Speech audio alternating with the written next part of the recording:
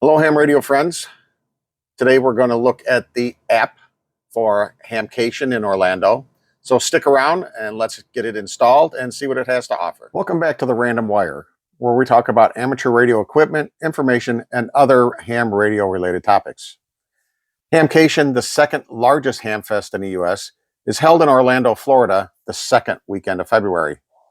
Sounds like a great time to get out of Northern Illinois, the snow and the cold.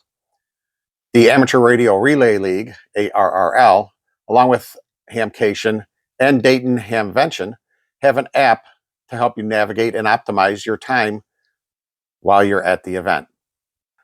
The app will allow you to view event information and more from your mobile device, connect with attendees and exhibitors, browse the schedule of forums and add those selections to your calendar, follow the hourly prize drawings, navigate maps and the exhibit halls, and receive notification alerts for your favorite activities, the weather, and important schedule changes.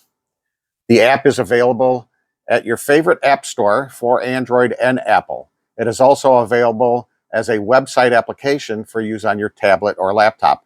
So let's dive into installing the app and see what we can do with it. Okay, let's get the app installed. Go either to your iTunes or the Play Store. In the search bar, type in ARRL, and the search results for that, you're looking for the ARRL events by Trip Builder. And click on that, make sure it is by Trip Builder, and it has the ARRL events logo there, and let's install it. Only a 6.4 megabyte app, so it installs pretty quickly. And fortunately doesn't take up very much room. And let's open it up. Does a little bit of updates after you go to open it up, have to agree to their policy, privacy policy terms, yada, yada.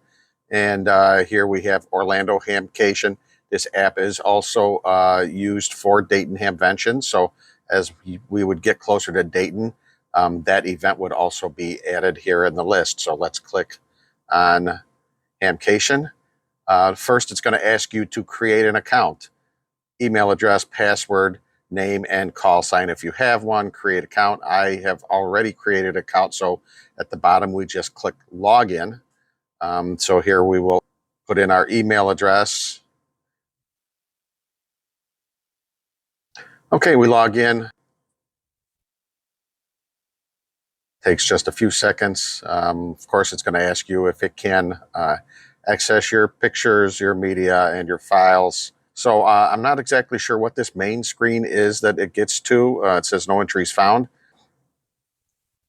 So we'll just skip out of that. Again, agree to the terms.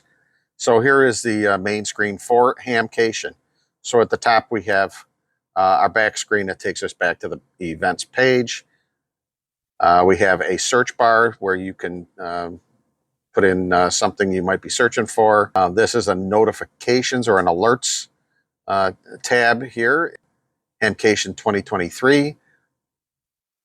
I would imagine that they could also use that for severe weather alerts, things like that. And then on our far right here, we have a updates icon, which is kind of convenient if you need to do a quick update. You can just click on that instead of having to go back to the Play Store and then click Update Apps. You can just do it right there.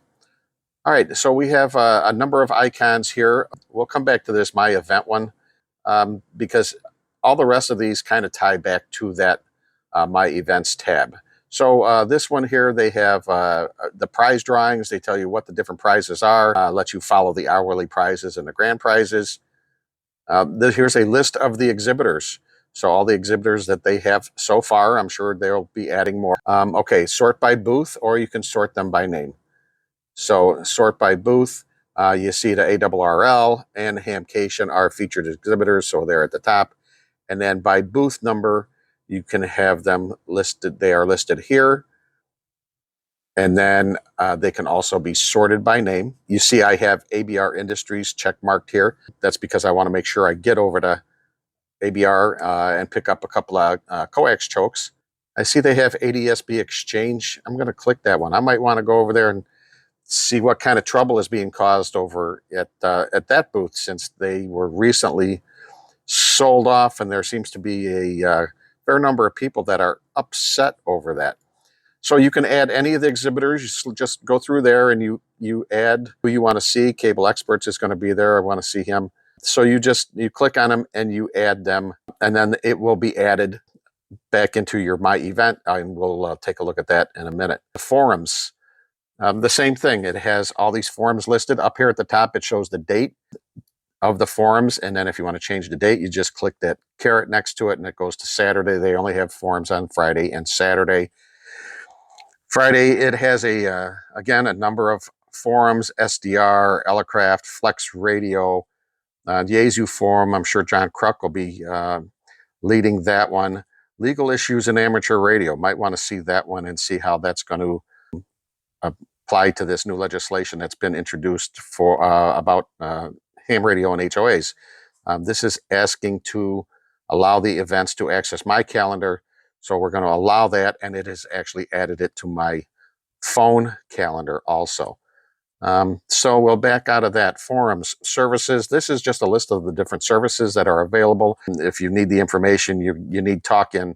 That gives you the frequencies for talk-in. Information on parking and RV, scooter and wheelchair rental for the OMs, directions, just a different bunch of service information there that you might be looking for. Event schedule. Here they have only one event so far scheduled, the exams for the amateur radio exams. That's on Friday, and the same thing on Saturday. I added that one only to show how it works with the event schedule. We'll back out of that. Maps. Here we have maps. These maps I'm not too impressed with. They are very difficult to see. I tried turning the phone sideways, and it doesn't turn them into landscape mode. It stays in portrait mode. So you have to blow them up quite far to see what the numbers are, and you kind of lose your orientation once you do that. You can't figure out what's what and where's where. So those the hall maps. The North Hall is kind of a small hall, so that doesn't surprise me that one's easier to see. But the West Hall and the East Hall, they're a little more difficult to see. The fairground map is pretty good. It kind of gives you an overview of the fairgrounds. You can see where there's parking here to the east side, parking here to the south side. Here you see the East Hall and the West Hall. Over here we have the Swaps Hall. This hall right here, that's kind of in the center here, that is usually where they have the prize booth, and also the food vendors will be either side of that hall.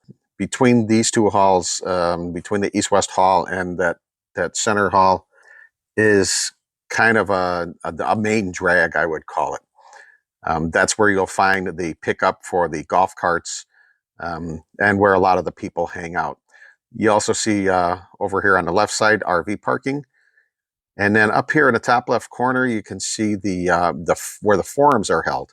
They set up 2 large tents with air conditioners and all the AV equipment. You can see it's a short distance from where the halls are, but they do have the golf carts running all the time to give you a ride out there. They'll give you a ride out to your parking lot, to your car if you need them. The pickup and drop-off points are at last year they were at the east end of the East-West Hall, and they will run you out to the forums and bring you back after each one of the forums. So if you need to get to a forum, give yourself a couple of minutes. You're going to need probably 10-15 minutes to wait for a cart and get it over to you. But they are running them full-time. They are manned by volunteers. So that's the fairground map. That's actually a pretty good map. Let's back out of the maps. Attendees. So this is a list of attendees. I'm not sure how they have put this group of attendees in here so far. I don't know if it's people that are pre-purchased tickets, if it's people that are using the app. I believe it might be people that have actually used the app and logged in through that, or it could be pre-purchased tickets. Again, I'm not exactly sure, but there are already a number of people that are are listed in here. Sort by name. You can sort by company. There are already a full list of names in there. I'm already in there. So I did pre-purchase my tickets, so I don't know if they're using pre-purchase tickets or if they're using the app that you've logged into the app. This is your QR code for your badge, and what you're going to be able to do with that for other people that have their QR codes. You'll be able to use your camera and scan a QR code, and it will give you all the information that is in that QR code. So you're not exchanging business cards or QSO cards or having to write information down. If you meet somebody and you want to continue a conversation with them or talk to them about something, you can just scan their badge and it should give you all the information. Here are the Hamcation Award winners, the 2023 Carol Perry Educator of the Year Awards, Ken Lyons and Jim Storms. Congratulations to them. And the Hamcation recipient of the Gordon West Ambassador Award, it goes to John Bigley. Congratulations to all those people. Those are great awards to be getting.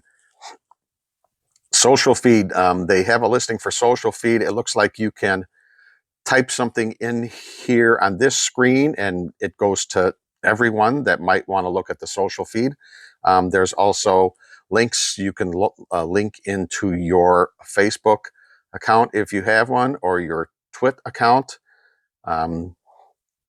There's many different social media platforms that it is set up for. It's got YouTube, Instagram. So social media is very well represented, as you will be able to see once you get there, and the number of people with cameras rolling around there that are shooting video. The help desk, if you want to contact the event organizer, contact the app developer, that's the help desk for that. If you want to log out, you just click that one there. And then the settings for the app, if you want to adjust the settings, how it adds things to your calendar. If you want to receive push notifications for events and those types of things, you can turn that on. And apparently some kind of EU legislation about personal data rights, which I don't care about because we're not in the EU. So we'll go back to the top here to my events. You saw that I had added a few things to the my events. So from the my events tab, here gives you an option to add the plus icon if you want to schedule a personal meeting. So, you know, you see somebody and let's go have a after the event. You can add that in here. So Friday, you saw that I had added the amateur radio exam, and here it is in my schedule. I also added the legal issues with amateur radio under the forums, and you can see where it has added it right here in my schedule. So that makes it kind of convenient where you can just click on the my events tab and it brings you right back to the things that you want to see and do. Here Saturday, I have scheduled a personal event. There's going to be a YouTubers get together by the food court at 11 o'clock on Saturday. So I put that in there. So we back out of my event, my contacts. So you click my contacts. So out of that list of attendees, I had clicked on this name and it added it to my contacts. So then I can, you know, if I see somebody, I can add them to my contacts, and then I have their information. My booths, if there's any booths that you want to make sure that you go check out. Here are a few of the booths that I clicked on that I wanted to go see. I talked about ADSB Exchange, ABR Industries, Straight Key, and Cable Experts. See if they brought any ladder line with them this time. Tracking, if there are any forums that you want to check in and check out of, that is what that is for. Your leads, not sure. I'm guessing I'd scan the QR code. So if you scan somebody's QR code with the scanner, it probably puts it in there. And if there's just any notes that you want to take using the forums about exhibitors or other attendees. So that's what's in the My Events tab. Okay, so that's it for installing the app and going through all the different items that it has available for you to use to help you get around Hamcation. One other thing I wanted to show you, I mentioned at the beginning of the program that they also did have a web app. If you don't have a smartphone, but you have a tablet, for instance, I have an Amazon Fire tablet here. So I went to the web app. It's just a website that you go to, and you can go to that website, and it gives you the same look and feel as the app does. I loaded it on here because I wanted to see if it syncs the information between the app and another device, and it did sync that information. So on the app, you saw where I put in events and forums, things like that. And when I went and logged in on the web version, it did sync up. So they apparently are keeping that information in the cloud. So you're going to have a somewhat of a fairly decent either internet or data connection to probably access all the features of the app. I know at some areas of Hamcation inside the halls, metal buildings, they didn't have very good service. There was no internet service available there at all. So it's all on your data, and it's there are some sketchy areas there, but for the most part, there are a lot of areas there that you can get cell service and sync up different devices. But I thought that was a great thing that they did with syncing up the apps on different platforms. I'll put a link to the a web app address down in the description. So that wraps up my first video. Thanks for joining me here on The Random Wire. Please like and subscribe, and we'll catch you on the next one.